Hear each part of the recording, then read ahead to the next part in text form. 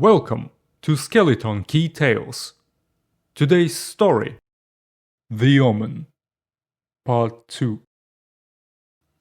In a sprawling city like Kamum, something happens not just every day but with every breath. A Lugu doesn't need to know about it all, and neither does the Vizier. Everyday matters and petty quarrels seldom reach the ears of those in power. If a Lugu is informed of something, it must be of true importance to the realm. The star sent down by a god was, however, not just an event of importance, it was an occurrence of a lifetime. It had eclipsed all, and naturally the Lugu knew all there was to know immediately after it happened. A ruler of rulers is the Lugu. To please one means to earn the goodwill of the city, to offend one means to make oneself an enemy of many. That night and the morning that followed, runners and messengers knelt before him in such great numbers that his palace floor required no dusting. At times, before the last messenger was dismissed, the next had already been waiting at the door with a tablet in hand in a tale on his lips. The Lugu, however, had resolved to tame his conclusions before the High Diviner would grace him with an explanation. All events of this magnitude were no one's but his responsibility. Much to the Lugu's chagrin, the High Diviner seemed to have been swept up by the total chaos barely contained within the walls by the guards. The water clock in the Lugu's palace counted and counted, but there was neither a message sent nor a visit requested. The Lugu of Kamum was an energetic man, and patience was perhaps not among his virtues. The inaction he had been subjected to while waiting for the clergy made his limbs quake. But even more so did he frighten himself with the possibility that he might offend Sheertesh with his ill-placed judgment. And so, having silenced his pride, in the kindling light of a new sunrise, he departed from his palace with much fanfare, bound for the studded ziggurat, the home of the High Diviner and the great statue of Kamum's patron god. The Lugu poised before the statue of Gigerum, an ant before a mountain.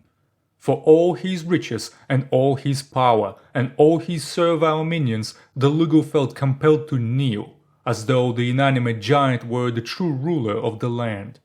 That he impulsively did, and gained great satisfaction from it. He was upright again, gazing upward, when one of the lesser priests entered the grand chamber in great haste. The Lugu watched him approach. The hooded figure made more bows than it did steps.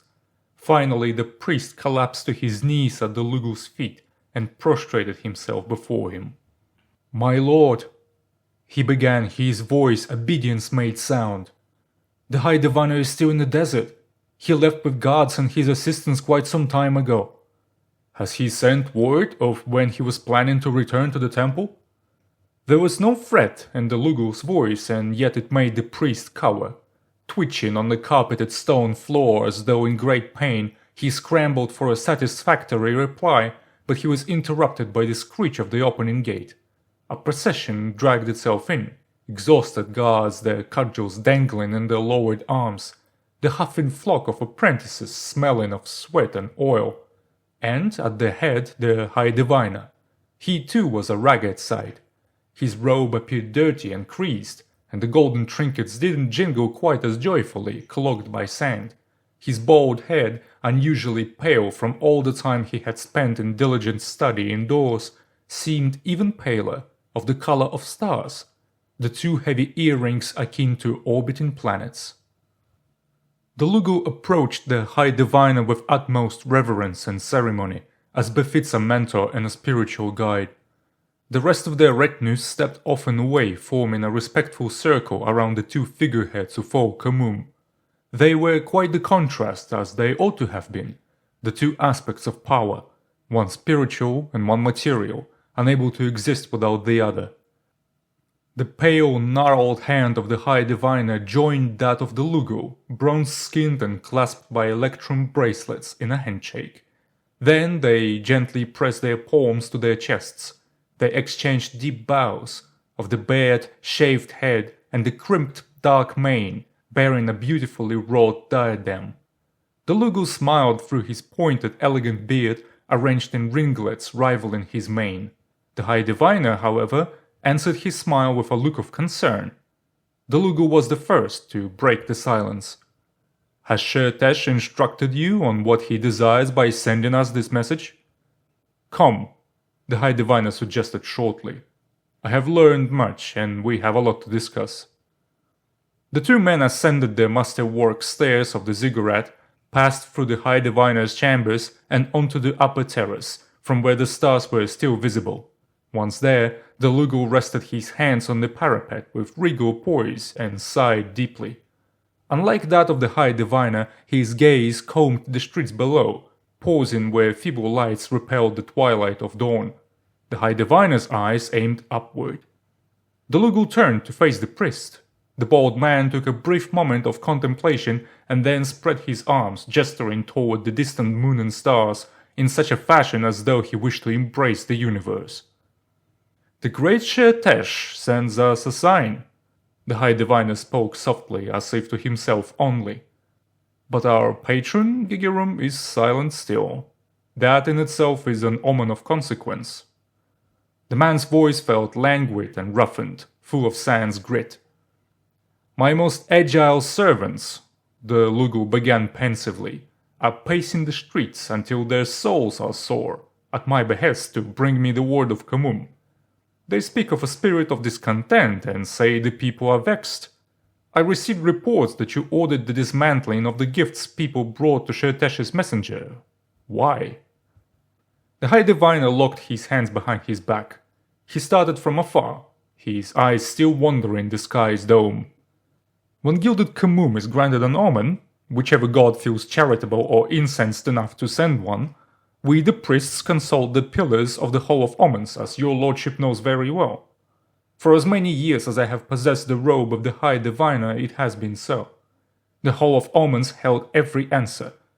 No matter how insignificant the stir of a star in the night sky, no matter how grievous the offense we throw at those beyond humanity, the tablets say it all. They give us the knowledge we crave, and some even tell us what to do in strict order. Naturally, when the Herald of Sher-Tesh appeared, I was among the first in the Hall of Omens. The tablet was not there, the Lugu guessed. It was not there. Sher-Tesh had never sent us his star quite in this manner. Or perhaps he did, but that must have been before the first clay tablets bore cuneiform. The weight of communion with the divine is on me. That is what I did. I spent the entire night in the desert, reading the signs, studying constellations, and seeking advice from Gigerum. The High Diviner suddenly turned and nodded at the streets below. I did order my assistants to remove the gifts, yes. When I arrived, the desert was crawling with Urguloops. They were everywhere, watching, tapping their legs, spying for their master. It is natural that laymen wish to show their adoration to that which bridges us and the gods. But we had to treat it with contempt. If we hadn't, half of your city would have perished in Urgul's ire. The Lugu pondered the answer. Again and again he ran his hand down his oiled patterned beard. A wise decision, he finally rejoined. Are you quite sure there will be no repercussions from Sher-Tesh? When two gods contest for our devotion, there is no correct choice, but Sher-Tesh's anger is distant. Urgul only needed to raise his sands. Only now did the Lugu perceive that the High Diviner was holding on to something. Having caught his cursory glance, the High Diviner issued forth a tablet. The Lugu accepted it. He peered down at the flame arch impressed on it. This is a rude depiction, the High Diviner said, shaking his head. But it does give a hint. I observed the sky while in the desert and noticed something that had eluded my sight when the star fell. It had eluded even our master stargazer. What might that be? The Lugu turned the tablet in his fingers this way and that, unsure of what to make of its meaning. The arch the star charted in the sky aligns almost perfectly with a constellation we call the Mace of Sher-Tesh. That seemed to have struck something inside the Lugu. He nearly dropped the tablet, regaining balance as it was about to slip out of his hands. The Mace of Sher-Tesh, he echoed with a tremble in his tone. He sends his herald along his mace. Is this, then, a declaration of war? This was my first thought too, but becalm yourself, my lord. If Shetesh wanted to wage war against the domains of Gigerum, the star would have struck the mountains, or, forgive me for the suggestion, folded your palace like a twig. No, Shetesh's intent was not to wrong us. From his vast starry expanse he sees all. I believe this fallen star is a warning about something that is yet unknown to us. Something is looming, coming our way. The night this star crossed the sky and found its rest in the sands, Shetesh gave us aid for a common peril. But even this is not my final conclusion. If Shetesh wished to give only a warning, there were many simpler ways to do so. A shift in the filigree of constellations would have been enough for our stargazers to sound the alarm. I'm certain that the fallen star was provided to us as a weapon. So send not my priests, call back the pilgrims. Instead bring ropes, levers, and your best craftsmen. The Lugo's eyes widened at the suggestion. His face turned red. You have lost your mind, diviner, he rumbled, the tablet firmly in his fist. You command me to raise the messenger of Shetesh, the father of stars? Yes, the High Diviner responded with a shrug. Raise it, break it, put it through fire. Then call your best smiths and work it under the hammer. We will seek the advice of master craftsmen, what it is best suited for in their art. Today, when the sun is high, the temple will hold a grand ceremony. A new tablet will join the Hall of Omens, an event most extraordinary. I humbly request your presence. For a while the Lugo was rendered speechless. As he pondered what had been said, his chest heaved up and down, matching his labored breathing. There was sense in the High Diviner's words. It was preposterous, unheard of, and yet the Lugo found nothing to rebut it with. If you're wrong, you will condemn us all, the Lugo finally wheezed. A desecration like this is sure to draw Sheetesh's wrath, and not even our patron Gigerum will protect us in such an act. Know this, Diviner, I will follow your advice, but if you have made a mistake in your interpretations, I will have your head. You will be sacrificed to Sheetesh with utmost cruelty. The High Diviner stared at him for a while, with an indecipherable expression on his face. With the first bolt of the rising sun falling upon the ziggurat's sloping walls, he said, So, will you join us at the ceremony? The air was thick with the smell of hot sand, and of tired bodies, and of oxen musk, and of leather. There were grunts, the pop of tightened ropes, throaty commands thrown at this or that porter, and buzzing bloodsuckers. The great beasts of burden nodded their horned heads and strained their mighty necks. The fallen star, bound like a slain animal, was on its way to Kamum.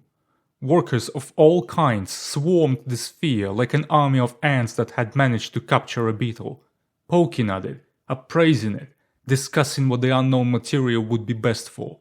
Some were sure there was electrum hidden within. Some believed that if masons ground it to dust and mixed it into mortar, it would make the walls of Kamum nigh impenetrable. The star was heavy and cumbersome, much heavier than it looked and than its size suggested. Each bump on the way, each protruding rock, resonated within the sphere with a melodic hum, solemn and otherworldly. At first the workers were frightened. Then, as they entered the salt flats, the hum became almost constant, and they had to get used to this unfamiliar noise. It took them 2 full days to drag the star from the desert to the east gate. By the time they passed the walls of Kamum, the sphere was singing. Its melody poured out with a gentle tone and tremble, resembling the voice of a living being that had no language to sing in. All the while, Kamum had been celebrating. Great processions issued from the studded ziggurat and paraded through the streets, praising Gigerum first, Sheetesh second, and the Lugo and High Diviner after. A new Omen tablet joined the Hall of Omens. It was an event of such unbelievable magnitude that few commoners truly understood its gravity.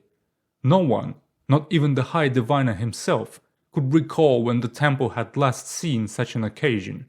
By this time, word had gotten around the city that Sheatesh had sent them help for an upcoming calamity, and although alarmed, the people braced for the unseen danger with confidence. A god, a great and celebrated one, was manifestly on their side. That made any endeavor just. The city was still abuzz with commotion when the fallen star reached its destination. Hundreds of people clogged the streets to see the gift of Sheatesh, as they now called it. They hung from trees, leaned over parapets atop mud brick houses, climbed the walls, and some even held on to the gates themselves, only to catch a passing glimpse of a dark, singing sphere heading to Khamum's great forges and smithies. To the people, this was a sacred advance. Children were putting wreaths on the steaming, insect-dotted necks of the oxen.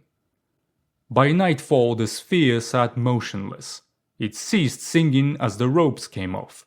Under the watchful supervision of the High Diviner himself, the exorcists and priests performed one ritual after another. Blessed aromatic oil was rubbed on the dark glossy surface. To each touch of a priest, the fallen star replied with a quiet ring, as though transforming touch into sound. Lamps were lit, and incense was burned. Ancient spells were read, charms prepared, wards raised, and the best scribes the Lugu could appoint installed large clay obelisks covered with cuneiform from tip to ground, telling the story of the sphere lighting the sky. The High Diviner and his coterie worked from dusk to dawn. By the pale morning grey, some could barely stand upright, balancing on the edge of consciousness. The High Diviner caught himself hesitating. By the very nature of his calling, he was of superstitious stock. Every ritual had now been performed, and every word a human mouth could have produced to honor the gift had been said. A great line of the most skillful craftsmen had assembled to apply their expertise, and they were all waiting for a signal only the High Diviner could give. The man, however, paused. His eyes were once again turned upward, pinned to the shifting shapes in the clouds. Had he made a mistake? Could he have? There was no punishment yet. Surely such handling of Sheatesh's gift would have earned them all a painful demise by now, if his interpretation were erroneous. High Diviner? The man blinked several times and lurched into motion, as if pulled back to reality from a dreamscape. He turned his head to the voice. One of his assistants, a young pupil, held out a skin of water. High Diviner, fresh water. Thank you. His own voice sounded hoarse and restrained. He took a long sip and wiped his lips with the back of his hand. Finally, he raised an open palm. Right or not, there was no way back. Ergul would not tolerate the singing sphere in his domain anymore. The High Diviner made a single brief gesture, and the long line of craftsmen came alive like a coiling snake. In an instant, they broke into running, each wishing to be the first to swing a hammer. For a moment it seemed Khamum halted. The city was listening to the swelling, rising echo of chisels and punches against stone. Even after being dragged through the sand, the salt, and the city, the outer shell of the fallen star appeared pristine, without a single scratch blemishing the glossy surface. It took a lot of sweat and the ceaseless effort of many craftsmen to finally breach its armor. When the first crack appeared under the strike of a pick, the crowd of artisans erupted into a cheer. By that point, many chisels were broken, and an even greater number of punches bent into disuse. The star, it seemed, had only been toying with humans. After the first success, it gave up its struggle, and every swing of a hammer buried deeper and deeper into the sky stone. Soon enough, joined by a sigh of a dozen mouths, the sphere let out a pitched whistle and shattered into rough-edged chunks of almost equal size. An aromatic vapor wafted from the ruins of the star, quickly picked up and stolen by the wind. The crowd gathered around the scattered rocks in awe and apprehension. They were unlike anything these people had worked with before, neither in the mines nor brought by merchants from faraway lands. Where a piece of rock snapped off, its side was flat and level, as if already polished, with a puzzling rectangular pattern of alternating hues and shades running through. The craftsman and the high diviner thought the same thing, that it looked like the otherworldly scales of a snake from the sky. The shards of the fallen star were moved to the smithies and the work began, clearing the clustering stone from whatever was trapped within. After a while, the two most skilled silversmiths of Kamum carefully placed a ball of metal in front of the high diviner. This metal was a curious sight, and the eyes of all were glued to it as to a graceful dancer. It was a folded, twisted, and hole-ridden lump. But the most striking detail of the new metal was its color. It possessed a mesmerizing deep blue shimmer, rolling and flaunting its hues as the lump was turned this or that way under the light of the sun. From one angle it appeared dark like a midnight lake, from another light blue like the summer sky. When all the rock was stripped and piled into a heap of pebbles, what was left of the fallen star was a sizable amount of contorted, impure metal that had yet no name. The craftsman turned to the clergy, and with the high diviner's approval it was titled Hasartum, which in Kamum's dialect meant Omen silver. With all the formalities dealt with, the smiths and jewelers each took a small chunk with feverish eagerness and set about their art. They began with mindful deliberation. Their attempts to produce something from Hasartum were at first disastrous. The metal wouldn't obey their tools. That, although discouraging for idle bystanders and watchers, didn't even make the high diviner flinch. He was certain Sheatesh had sent his star to them for a reason, and the discovery of Hasartum only sealed his conviction. There had to be a method for this metal. The craftsman hammered and tempered, annealed, bent, and applied every technique known to man. They worked day and night. The high diviner left each day for only a short while to take some food and give a prayer to Gigerum. All the rest of the time he was present at the smithies, anxiously awaiting results he was sure would soon come. On the fourth day, the solution was finally found. After the metal was annealed repeatedly, it grew pliable and flexible, to the point that a strong enough man could bend it with his bare hands. It was more like wood than bronze or copper, only it was impossible to snap. 2 items were produced, and then they were blessed with Gigerum's appraising rituals by the high diviner. The Lugu came down from his palace with a rich retinue of servants, water-bearers, and guards at the high diviner's request. He was granted the honor to be the first to see and wield what his craftsmen had created. There was an intricate ring, designed by the best goldsmith of Kamum, shining with all hues of blue so blindingly that all those who looked couldn't bear it and turned their heads. And there was a dagger, wrought by the master weaponsmith, which he presented with shame, and with his head hung low, for he couldn't sharpen it, no matter how much he tried. The dagger was promptly discarded. The Lugu, however, seemed to be captivated by the glare of the ring. He quickly fitted it on his pinky and stood there for a little while, turning his hand and admiring it with his eyes narrowed. He was so absent and ensnared by its alien beauty that the high diviner had to call for his attention. "Sheatesh," he said, "has not sent this star for us to adorn our necks, ears, or fingers. This ring, albeit captivating, is not what Hasartum should be used for. The dagger." He turned to the reject pile full of tiny scraps and rock shards and gestured at an assistant. "Pass it to me." The Lugu watched with curiosity as the high diviner pressed the dull blade against his arm and slid the dagger down with force. It failed to even scratch his pale skin. "Neither then was it meant for spears and blades," the Lugu responded, his eyes drawn back to the ring. Several craftsmen separated themselves from the crowd and approached the high diviner with a respectful bow. One of them had an idea, just a hunch he wished to test. The high diviner granted him this wish and passed the dagger. A couple of strong men carried forth a large rock, while the dagger was placed upon another rock. With all their power, the men smashed the rock against the dagger. When the dust had settled and the boulder was removed, a whisper travelled among the craftsmen. The mighty strike had failed to leave a dent on the weapon, much like the shell of the fallen star had refused to budge at first. The Lugu, his eyebrows raised, bent down to take a closer look. With just a turn of his wrist, he ordered the craftsman to step back and called his guards. "Guards, put your spears to use." But the bronze-tipped spears only glanced off the dagger's surface. Hasartum replied to their thrusts with a quiet, mocking chime. After a dozen hits, not a speck was chipped away. One of the craftsmen, rubbing his chin, picked the dagger up and placed it atop a bronze anvil. He carefully aimed his punch so as to split the blade in half, and delivered a strike with his hammer so mighty that the dagger spun from under the punch and barreled to the ground. But when the craftsman picked it back up and examined it, there was no mark where the punch had bitten the dull Hasartum blade. The High Diviner seemed pleased with what he had just witnessed. He crossed his arms on his chest.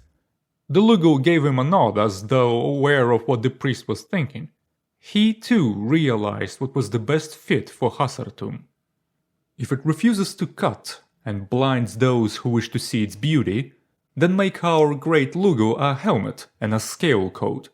If it brushes off boulders like their feathers, it will make our greatest warriors invincible. Eagerly the craftsmen reached for their tools. The rhythmic sound of hammers beating metal filled the air.